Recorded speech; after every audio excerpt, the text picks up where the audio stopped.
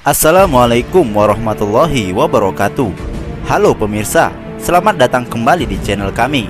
Kembali admin akan membahas peristiwa Subang.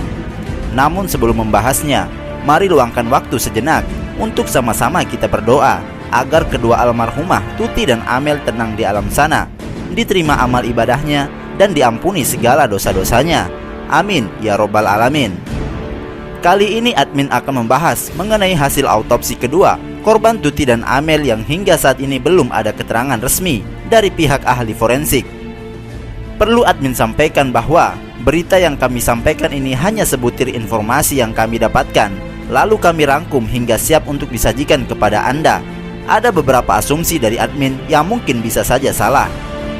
Sebelumnya, kembali admin ingatkan bahwa autopsi korban Tuti dan Amel dilakukan untuk mendapatkan petunjuk lain yang mungkin bisa menjadi bahan bukti baru untuk penyidik.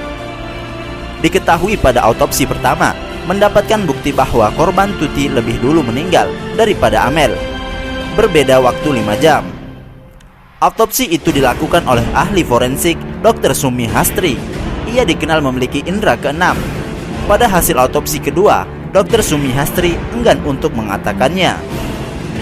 Pertanyaan kenapa ahli forensik Dr. Sumi Hastri Purwanti tidak mau membeberkan hasil autopsi kedua terhadap jenazah korban pembunuh ibu dan anak di Subang akhirnya terungkap.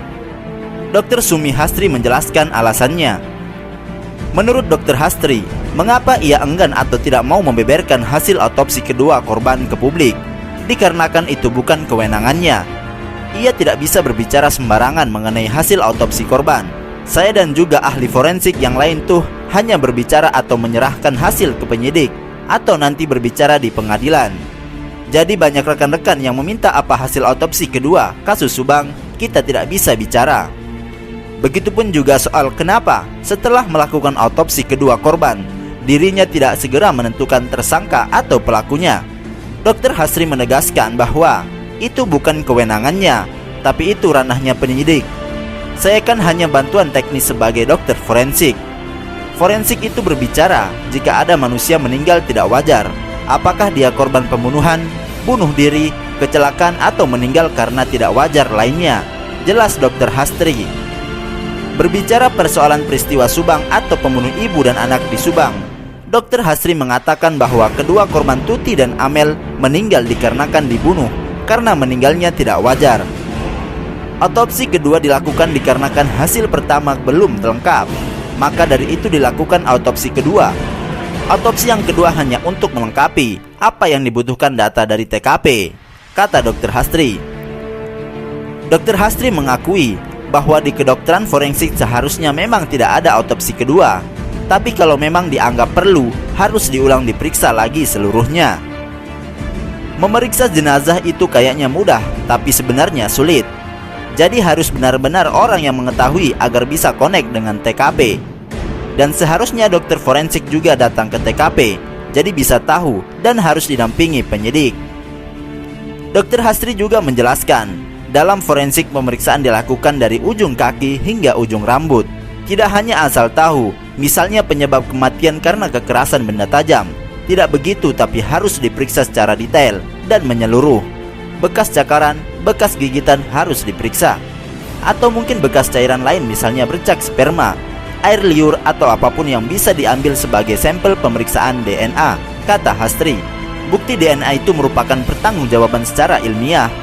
Sangat penting, jadi bisa tidak butuh lagi pengakuan orang karena sudah punya data DNA yang spesifik banget. Jadi tidak bisa dibantahkan, kata Hastri menambahkan. Meski pengungkapan kasus pembunuh ibu dan anak di Subang terkesan berjalan sangat lambat, namun Dr. Hastri sangat optimis kasus yang kini sudah menjadi isu nasional itu akan terungkap. Asumsi admin, dokter forensik tidak punya wewenang membuka kasus walaupun beliau polisi. Yang berhak ia yang menangani perkara, karena janji profesi semua tenaga kesehatan sama, tidak memberikan informasi medis kepada siapapun kecuali pasien dan jika dimintai keterangan di meja hijau.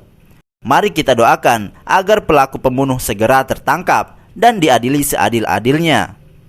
Disclaimer, admin ditekankan sekali lagi bahwa berita yang kami sampaikan ini hanya sebutir informasi yang kami dapatkan dan bisa saja salah. Mohon maaf bila ada salah kata yang terucap. Terima kasih sudah menonton. Jangan lupa jaga imun agar tetap sehat. Perbanyak berpikir positif. Admin Infus di sini. Sampai jumpa di video kami selanjutnya.